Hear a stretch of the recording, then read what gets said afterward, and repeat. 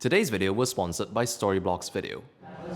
I'm here at the Malaysian launch of the Canon EOS 1DX Mark III. This is an actual Mark III. This here is the Mark II. Unless you look really closely or try to read that small Roman numeral behind the Mark, it's very difficult to tell which one is the Mark III and which one is the Mark II. But this one here is the Mark III. This one here is the Mark II. So what is new on this Mark III? And that's exactly what we are going to be answering. Let's start with the very similar ergonomics. So this is a Mark II. I'm going to put this down for a moment because I would not want to drop this. The biggest ergonomic new feature on the Mark III is the AF on button. Now on the AF on button there is now a smart controller. It kind of has like a IR blaster, kind of a black glossy surface. So now the AF on button also functions as sort of like a trackpad, but not really a trackpad. Basically, if you run your thumb across the AF on button, it's going to move your AF points around. I'm pretty sure this is the first time I've seen something like this on a DSLR. Aside from that, the buttons are also backlit, which is something I am personally a huge fan of. Now, it's not super dark here, so it's not very obvious, but if you shield it down, all of the buttons that you can press on the back of the 1DX Mark III actually have a backlight onto it, which is extremely helpful when you are shooting out in the dark. So these are the two major improvements to the camera body itself when you pick it up, something that you can see right away that are different and new from the Mark II. The Mark III also has a major overhaul in terms of its video features. This can do 4K video, uncropped, which is a big deal coming from a Canon DSLR, up to 60p. It doesn't stop there, it can also shoot 5.5K raw video. That as well is up to 60 frames per second. But if raw video sounds like a bit much, the 1DX Mark III can also do internal 10-bit 422 video with C-Log. That, in a sense, does place this at an advantage over the Canon C200, which is not capable of that. And for almost all of those recording formats, including raw video, you still get Canon's signature dual-pixel AF, which still works like a charm, with the exception of if you are shooting in 60 frames per second and above. But that being said, it does make the 1DX Mark III an absolute beast for getting some lovely high-quality footage. But speaking of lovely high-quality footage, it would typically cost a lot of money to license some of that lovely high-quality footage, which is the case with many stock video providers, but our sponsors today's Storyblocks Video, they have an unlimited video plan that actually costs relatively little.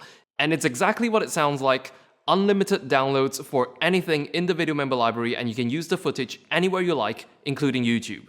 The clips are studio quality and some are up to 4K, and they are really easy to look through and download. There's even a collection of After Effects and Apple Motion templates in the library, which can easily add production value to your content. So check out the link in the description to learn more about Storyblocks Video. Now let's talk about stills for a moment. There is a new recording format for stills on the Mark III, which is HEIF.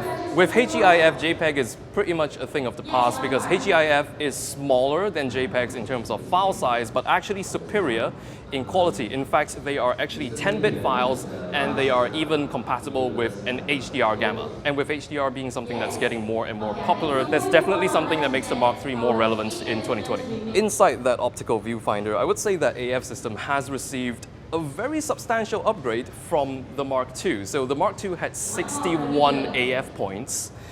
This now has 191. And there is a new processor in here. Canon's calling it the Digic X. And what that allows the AF system to do is hit tracking in viewfinder shooting. And to add to that, Canon's also buffed up the continuous shooting speed from 14 frames per second to 16 frames per second. Now, it's a 2 frames per second increase when you have the mirror down. I'll let you decide whether or not you can hear the difference. So here's 14 on the Mark II, and here is 16. But if you have the mirror locked up and in live view, it actually goes up to 20. Just add 4 more and we can start shooting films like this. And you can totally fire away at it because the buffer can now take 1,000 raw images. But that is only possible because it now takes some new media inside. Dual CF Express card slots. Now, CF Express cards are a bit uncommon nowadays, and they are quite a bit more expensive as well. So this is definitely an additional cost to factor in for anyone who's looking into getting a 1DX Mark III.